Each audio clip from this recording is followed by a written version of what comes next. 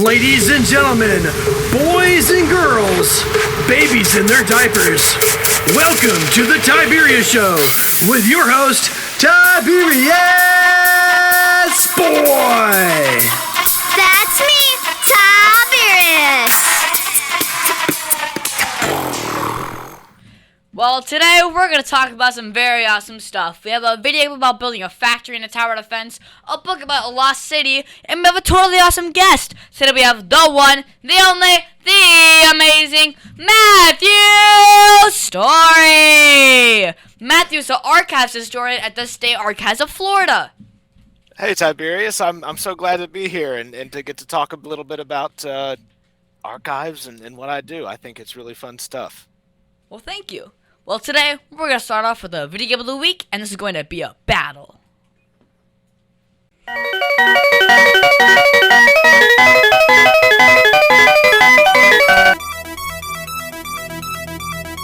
And now it's time for the video game of the week.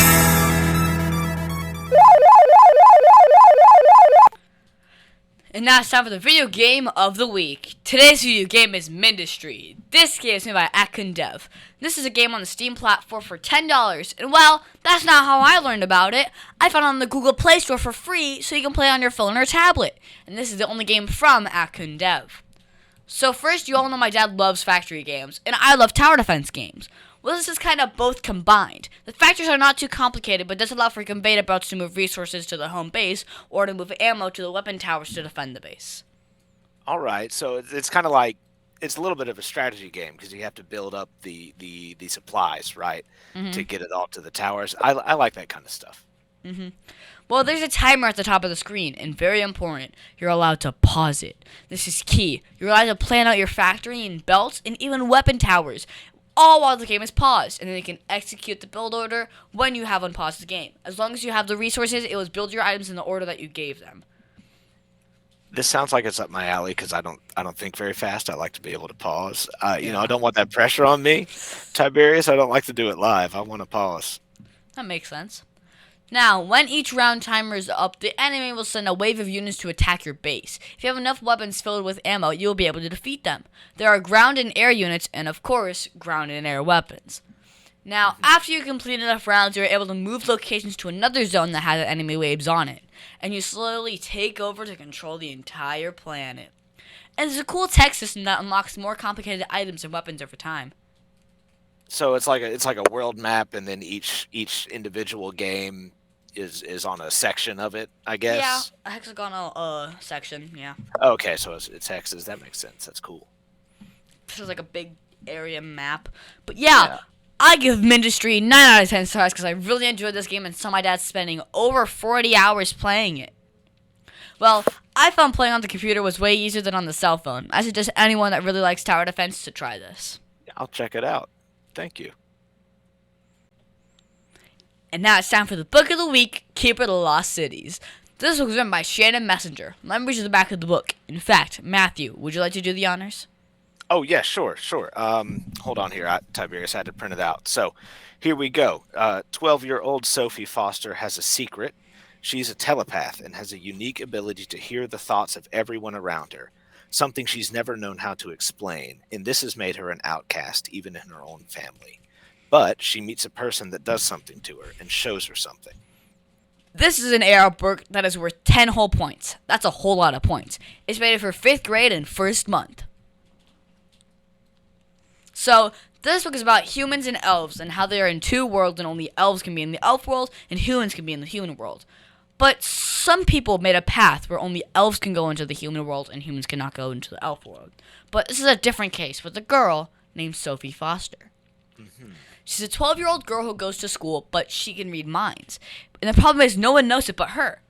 But it does not work on humans. It only works on elves. And then one day, Sophie was met by someone while walking home, and she could read the mind of him. And his mind was saying that she does not belong there, but instead in another place. And if she stays there, she will be in grave danger. So, what's the guy's name? Well, his name is Fitz, and he teleports her, like legit teleports her to the elf world. Well, what does that mean? Well, I want you to find out what's happening by reading this book yourself. That does sound pretty neat. I like fantasy books like that. I like a little magic, a little mind reading. Uh, it's a nice break. I read a lot of history all day, so when I get home, I tend to reach for something sci-fi or fantasy like that. Okay.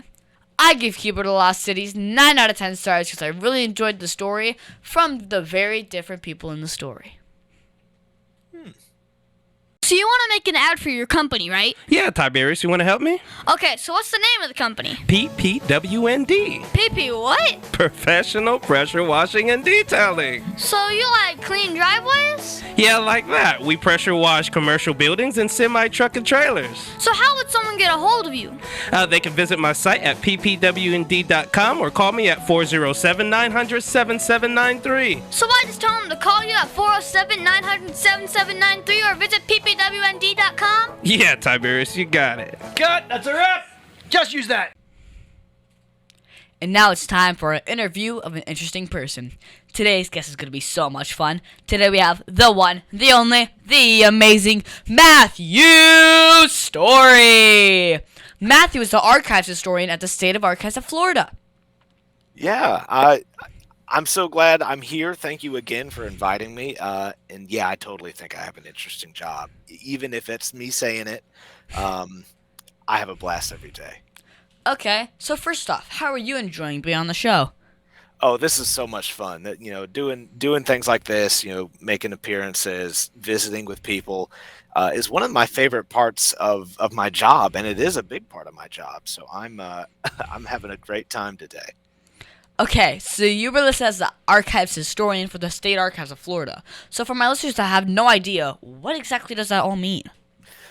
Right. So that's kind of a two-parter. Number one is what we do at the State Archives of Florida. So to put it really short, really briefly, we are the repository for all of Florida's state government records. So this is everything from, like the laws and even going back, to the 1800s, the laws of Florida, but also things like pictures and audio recordings, and there's videos, there's all sorts of stuff. Now, where I fit into all that as the archives historian is that number one, I am an expert researcher in the type of thing that the state of Florida has. And number two, I do a lot of work to digitize Florida's historic records, make them available online so that people can use them from anywhere. They don't have to come and visit us. We love visitors, but there's a lot of stuff I'm going to try and make sure you can see on your couch, right? Mm-hmm. Yeah, so there it is in a nutshell. Mm-hmm. So this is all about records. What kind of records are we talking about? Like the old round things my dad used to own? So not quite. We do have a few of those. We've got some vinyl records. Then those are going to be sound recordings. No, Tiberius, what we're talking about here is records in the larger sense. This is anything that you could record information on. So when we're talking about government records, the majority of our things are going to be, paper, things written down on paper, either by hand or typed. But we've got, as you say, vinyl records. We've got audio cassettes. We've got, 35 millimeter movie film. Anything that you can use to store information is what an archives is going to be interested in. Okay. So when did you know that this was the job for you? So that's a really great question. Like when I was growing up, when I was younger, I was always into history. I liked to read history and think about it. And in college, I studied history, but it wasn't until later in my college career and getting into grad school did I start doing research in an archives. That is to say, not just reading history books; those are important too. But in archives, you're going to find firsthand, historic resources, right? So it's not going to say, oh, well, the governor wrote somebody a letter. You can find the letter. You can find it with the governor's signature, right? It's that primary source material. And so when I knew this was the job for me is when I walked into an archives the first time, and I asked to view my whatever I was researching at the time, and they just brought me out a box of stuff and said, "Here it is. You can see it. It's not like secret. It's here for you." And so opening that first box, and I saw like hundreds, thousands of pages just ready for me to read through. I thought, wow, that's super cool. Well, when you do the research, how do you know the information is true and not just stuff posted on the internet? Yeah, Tiberius, that's a really big part of this job. And so, there are a lot of ways to start putting together some clues. The truth is that evaluating sources is a big part of being a historian and being an archivist. So there are a few things I'm going to be looking at, thinking about things like who wrote this record and why. Like when I sit down and write, an email to my boss, I'm not going to say like, "Dear boss, I really screwed up bad today, and here's a list of all the ways I did it," right? Like everybody's got a little bit of a perspective, and that's built in. That's okay. Um, when we're talking about historic records too, or looking at the work of other historians, we're going to be looking for, do they cite their sources and stuff like that. Anytime I'm talking about what a historic record says, I'm going to make sure that you can go back and find it yourself, right? So you Yeah. don't have to take my word for it. You can go and look at the thing too. Follow my steps if you want to put it that way. It's kind of like, in the scientific method, there's always you want to record your experiment so you can repeat it. That's what citations do for a historian. Is it points other people to Okay. the same resources I so that see. you can see what I'm talking about. Okay. Well, why is saving all this stuff important? Well, that's a big question, and it's important. Number one, because again, these are I mentioned earlier the firsthand records Yeah. of the past. So even from that level, it is important that we preserve that because that's how we can know what people in the past thought. But and it's extra important when we're talking about the state archives of Florida because we're a government archives, and Yeah. so we're not just keeping records about the past. We're also keeping records about what the government did and why they did it. And so, Yeah. we've got the laws that the governor signed all the way back to 1822. And so, um, if there's ever a question like, "Gosh, what does that law say?" Well, we can go and look at the actual thing the governor signed into law, and we can know for sure what it says. There's no guessing. And Okay. so a government archives has some, government accountability functions too. So we can have a record of what was done and why. That's really important. Okay. So, are there any rules about what should be saved and what should be thrown away? Yes. In fact, Tiberius, there's all kinds of rules. So as you can imagine, right, when we're talking about the government of Florida, um, there's a lot of people like me who work in government offices and they make a lot of records every day. And there's no way we could keep all of it. So like we have all these rules and guidelines that say, what type of record you're looking at and how long you should think about keeping it. So, for example, like if I took a trip, okay, and I rented a vehicle with, you know, I had to put gasoline in it, right? I might need to keep that receipt for the gas for like Yeah. 30 days. Okay, we don't need to know historically that Matthew Story bought gasoline to go someplace in his car. We can assume probably I use some gasoline, right? So the receipts maybe Yeah. not so important, but equally, maybe we're thinking about other government offices and we're talking about a court, right? And somebody buys a piece of property in Florida. There's a document called a deed that says Yeah. what that person owns. Well, that record needs to be kept forever. So there are Yeah. things, all sorts of things between gasoline receipts and like permanent historical records um, that other people I work with kind of help state agencies figure all that stuff out and what do they need to keep and how. Um, Especially the Constitution as well. yeah, that's right. We have several state constitutions. Florida's had a few constitutions over time. They are all very significant historically, of course. So those kind of things, there's no question about it. We would keep those. Absolutely. Okay. So, if you work for the state of Florida, does that make you a government employee? Absolutely, it does. I work for the Department of State. Ultimately, the State Archives of Florida are Wow. a part of the Florida Department of State. Now, our department does all kinds of other stuff too. So that's Yeah. archives and historic preservation. Um, Library. the state library is part of this too, but also the Department of State handles like business filings in Florida. Mm. and they also help run elections in this state. So a lot of stuff happens besides the archives. So I have just a little slice of Department of State business I take care of. Okay. So, does it take a lot of training to be an archives historian? It does. So it's a fair bit. So I have a graduate degree. I have a master's degree. I studied history in college, and I earned my bachelor's degree at Mississippi State University, and then I moved to Tallahassee to go to Florida State University for graduate school. And there I kind of specialized in public history, which is thinking about historic archives and museums and talking about history and how do we take history and make it useful to people. So that is not the only path to get into a job like this. There are people who work in archives, Mm-hmm. with library science Yeah. school and stuff like that. My job is a little interesting in that I kind of wear two hats. I'm an archivist and I'm a historian. There's a lot of overlap between those two. Archives and archivists they're more about keeping records and making sure they're organized and findable. And a historian is more about analyzing what the records actually say and what Yeah. they tell us about the past. Well, did you have to change your name to Story? Oh, no, I did not have to change my name. I got this name for my birthday, as a matter of Ah. fact. Yeah. Wow. So, who can access all the records that you've saved, and can they get it online as well?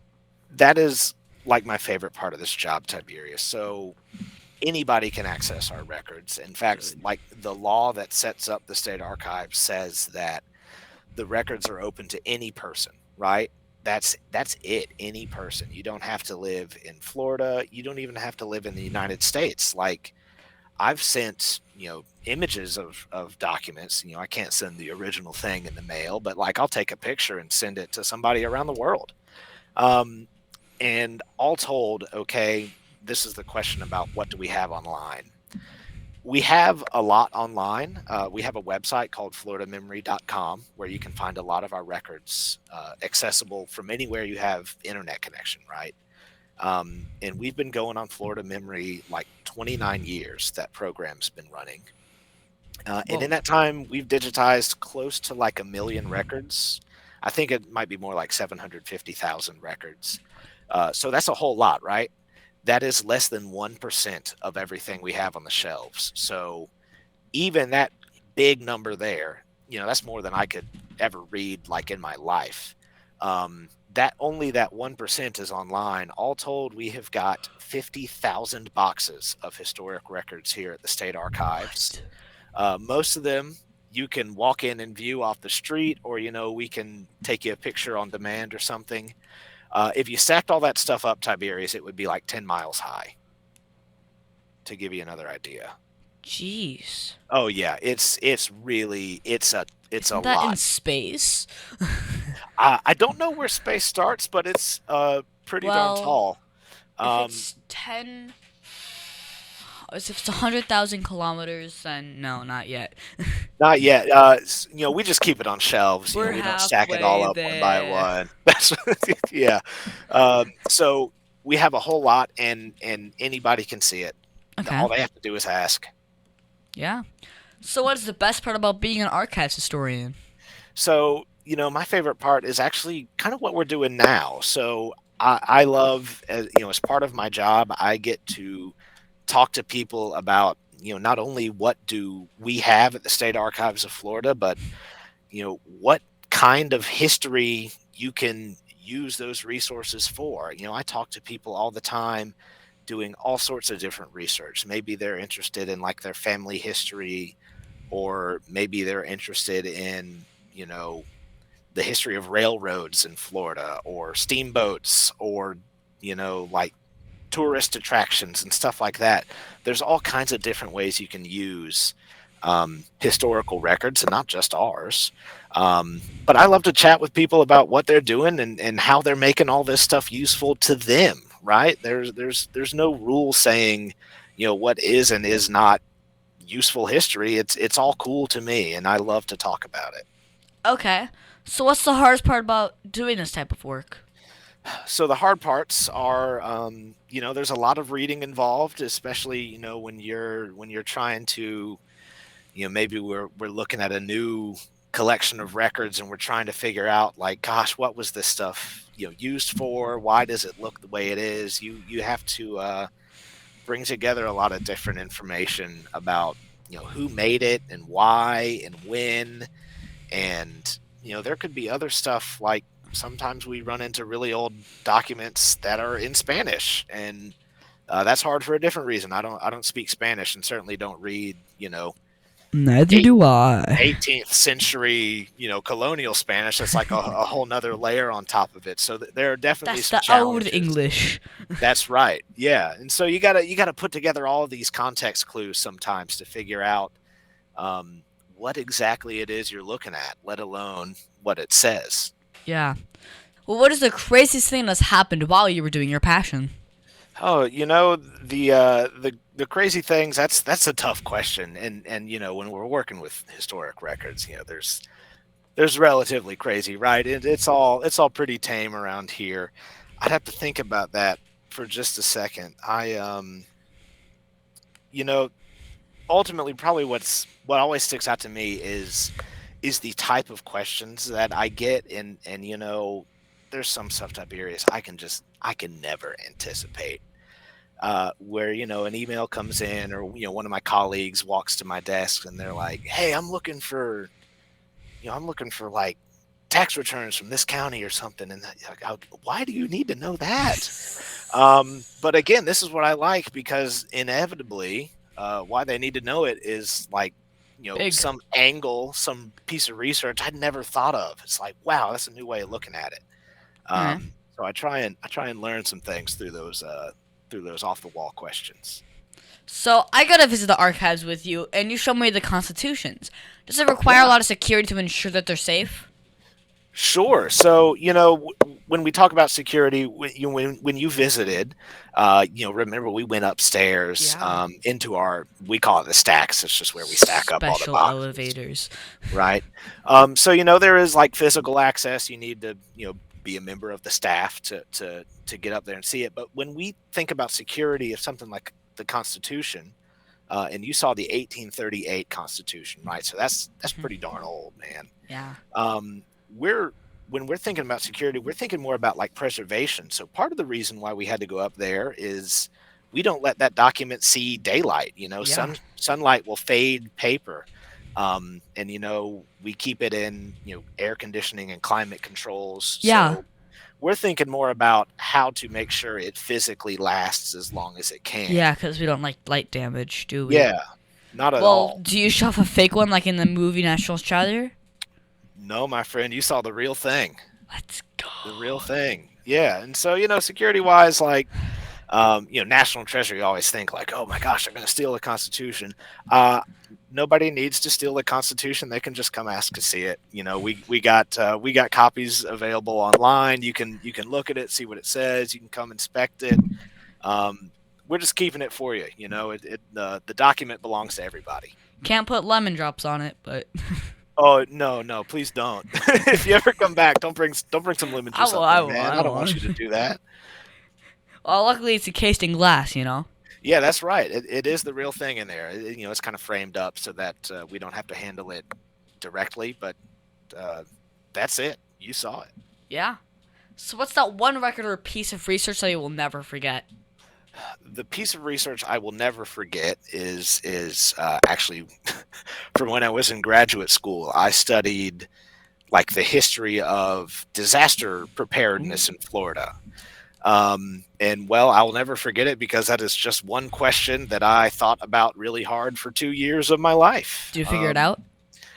Well, history's funny in that there's never like a yes or Never no an answer, answer. or there's rarely a yes or no answer. But I think I understand it. I think I kind of made an argument about how it works that I think is accurate. And so Okay. that's how you do history.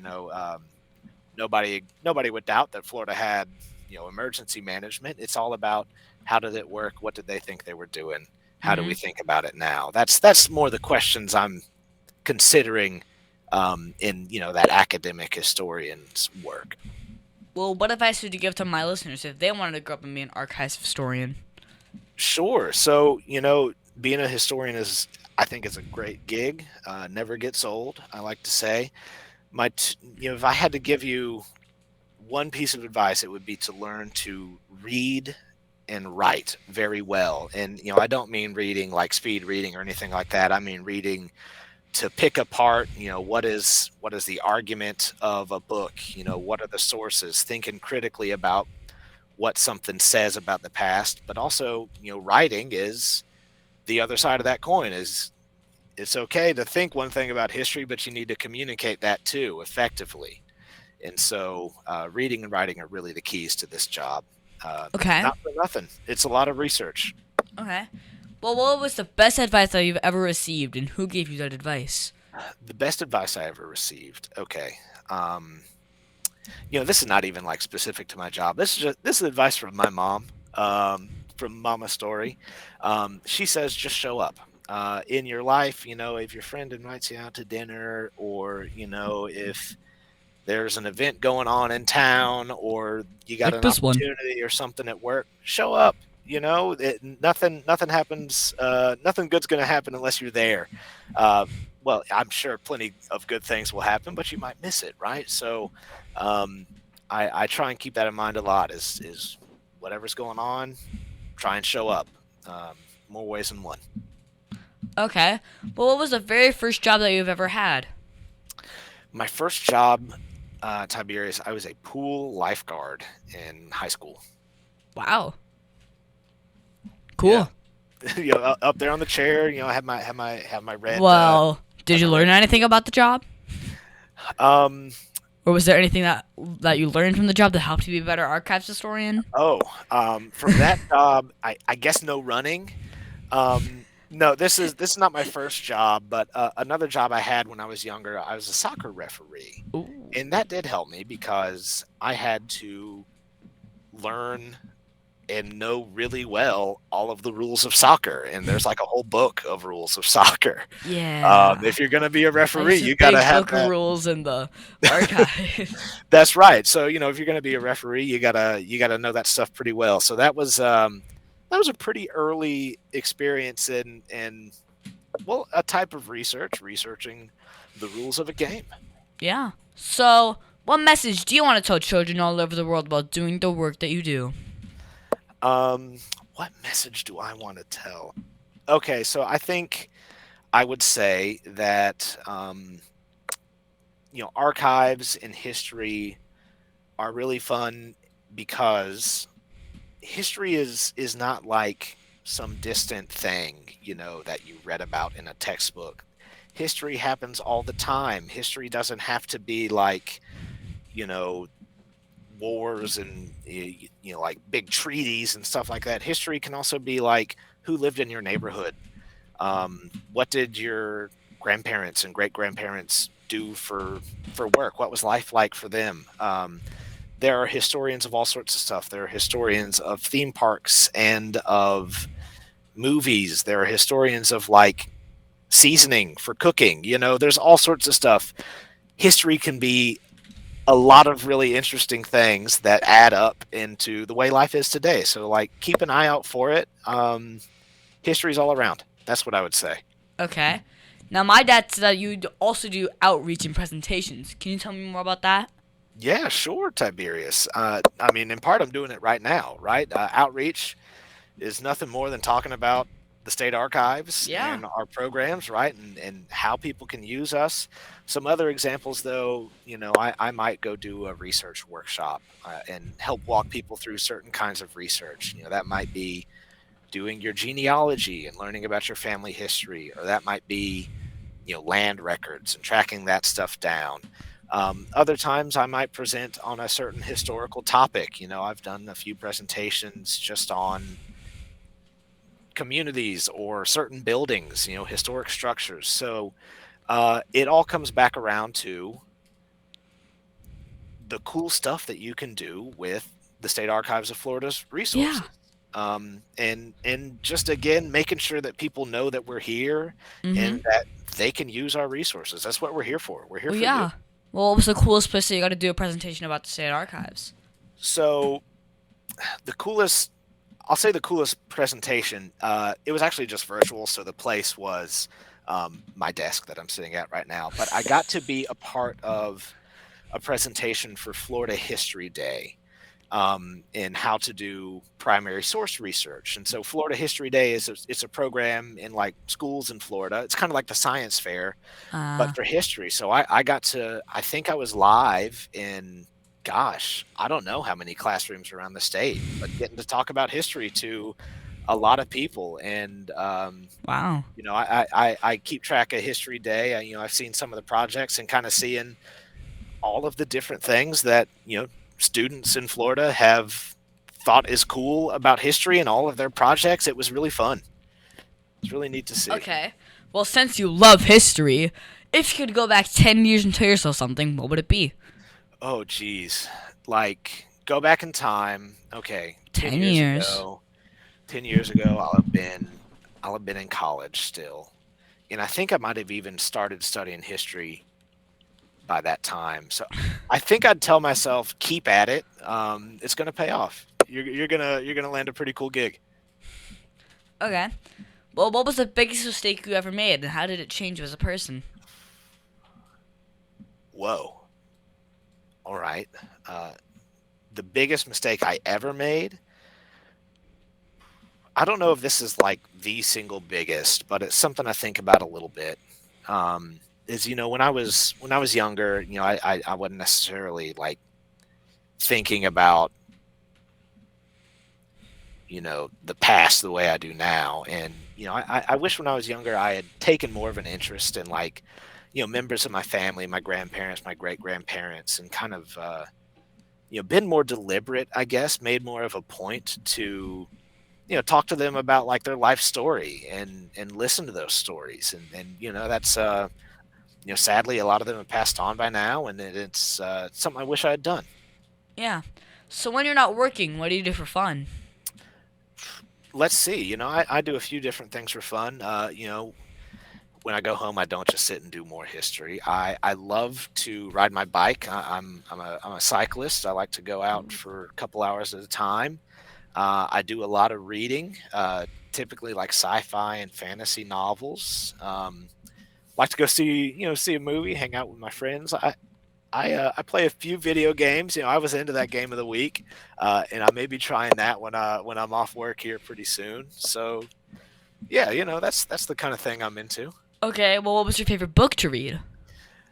My all-time favorite, and gosh, I probably read these books like once a year, is The Lord of the Rings. I just love Ooh. those stories.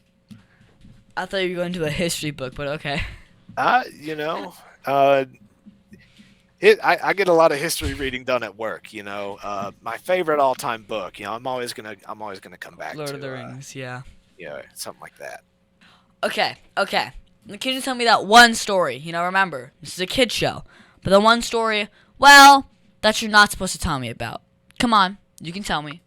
Oh, okay. You want the juicy stuff. All right, I'll tell you. So, okay, so you visited the archives, Tiberius. You've seen what it's like up there. It's Yeah. all like identical cardboard boxes. Yeah. Um, I want It's to cool. preface this by saying I always find them again.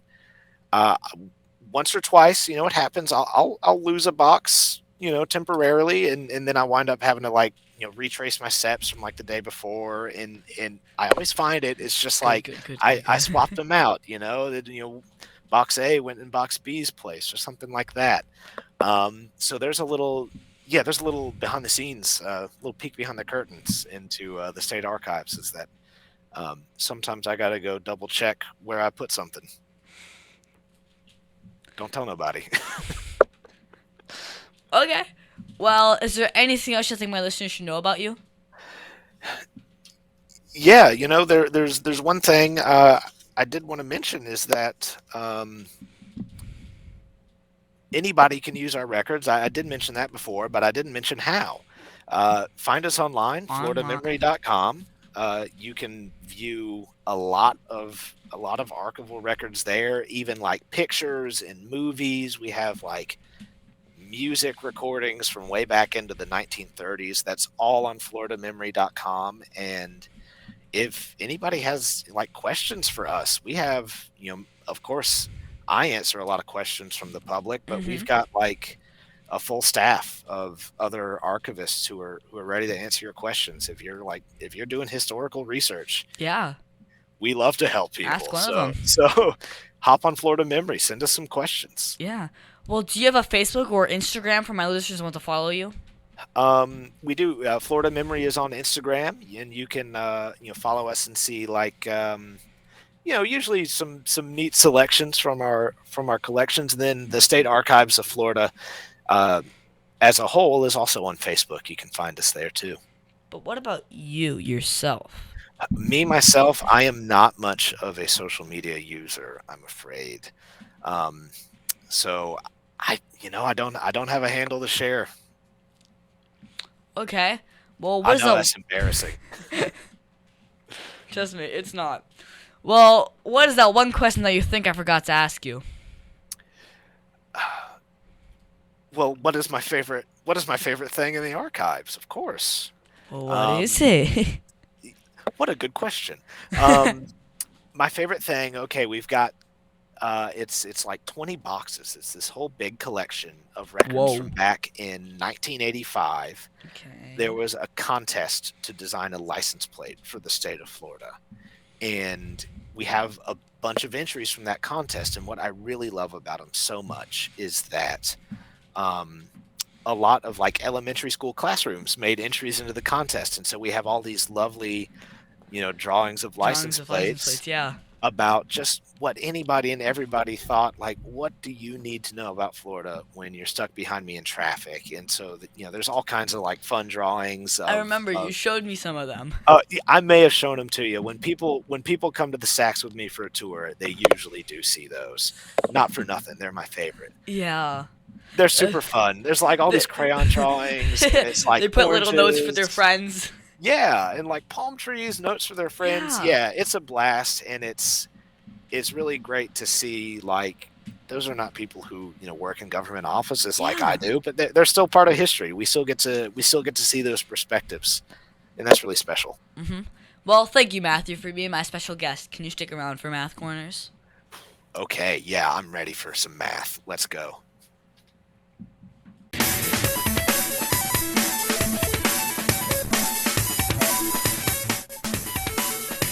Tiberius' favorite subject, it's Math Corners!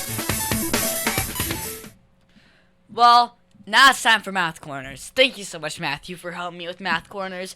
This week, we're going to do some more multi-step word problems. My dad is always good at finding new problems for me to solve. Today, we're going to talk about traveling.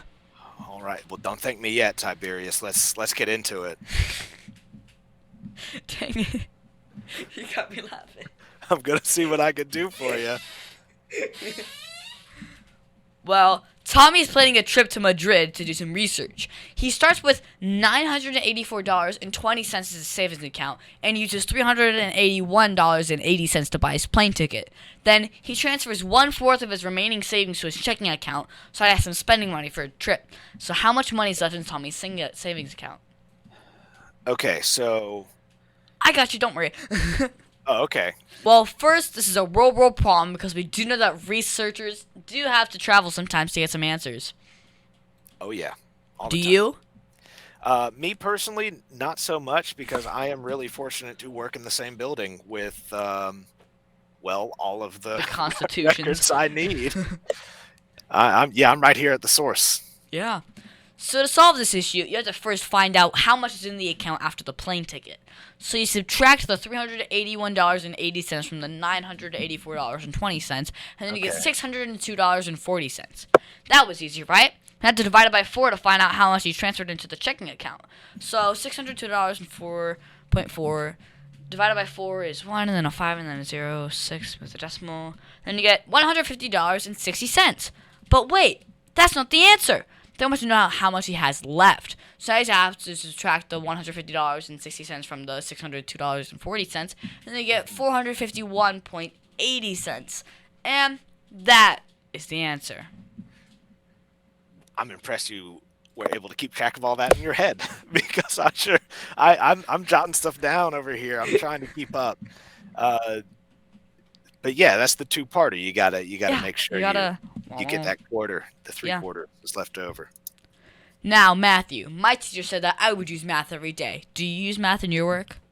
Uh, I use math, a fair bit. Like, in history, we're primarily interested in anytime something is being counted, and of course, dates.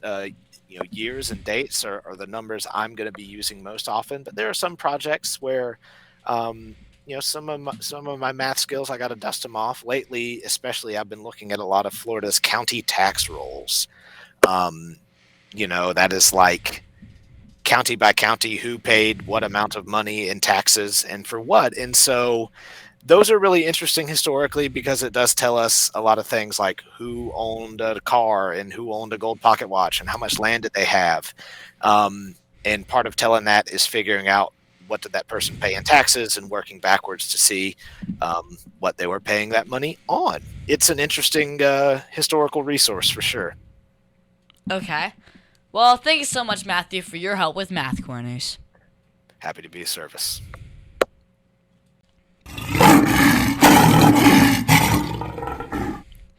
And now it's time for the Heart of a Lion. As you know, we talk about the qualities of living by the Heart of a Lion, which stands for leadership, integrity, obedience, and nobility. This week, we're going to talk about integrity. For me, I think integrity is doing what is right even when no one else is looking. The qualities of integrity is honesty, sincerity, truthfulness, and fairness. So, I was near the dollar store, and I saw a man walking, and he dropped his wallet. The homeless man standing against the building ran up to pick it up and then yelled out to the man that dropped it. The man was ignoring the homeless man, and the homeless guy ran after the man and handed him the wallet. Now, the man said thanks and did not even give the homeless guy any money, but it was a good example of integrity because the homeless guy, I'm sure, needed whatever money was in the wallet, but instead he found his proper owner anyway. This is honesty and truthfulness. Yeah, it's a good deed. Mm-hmm. So, Matthew, did you see or use integrity at all this week?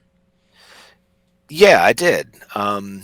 So we'll zoom pretty far out for this one, but it's been a big week, Tiberius, in my family, because my sister's just graduated physical therapy school. She's going to be a physical therapist, and she's going to be working, in the community where she lives, and she chose to do that because she thinks it's important to use that, use those skills and use that knowledge to help the folks who she shares the city with. And I think that's a really cool thing. Mm-hmm. So, shout out to my sister Rachel. I think that's a cool decision. Okay. So, of all of the Heart of a Lion virtues, which is the one that you see the most? I think I see pretty often in what I like to see, what I look for is integrity, just in life, because I think keeping an eye out for good deeds, for people looking out for each other, like you were saying with, the story about the wallet, that stuff makes me feel good, to see people helping each other out. And so, integrity is what I'm on the lookout for. And that's what I often see. I'm pleased to say. Well, we should always try and be lion strong in everything we do, shouldn't we? I think so. And that's our show, folks. I want to thank the one, the only, the amazing Matthew Storey for being on my show. It has been so much fun talking to you today. I think we're going to learn a lot about being an archives historian and doing all that research. Thanks, Tiberius. Yeah, it was a blast. I'm so glad you invited me. I'll say again, if anybody wants to check us out, find us on Florida Memory, find the State Archives of Florida on Facebook, and we'll be happy to hear from you. Also, you can find me on Facebook and Instagram at The Tiberius Show, and please be sure to visit The Tiberius Show on YouTube and subscribe. Also, be sure to listen to us next week on The Tiberius Show with your host, Tiberius Boy!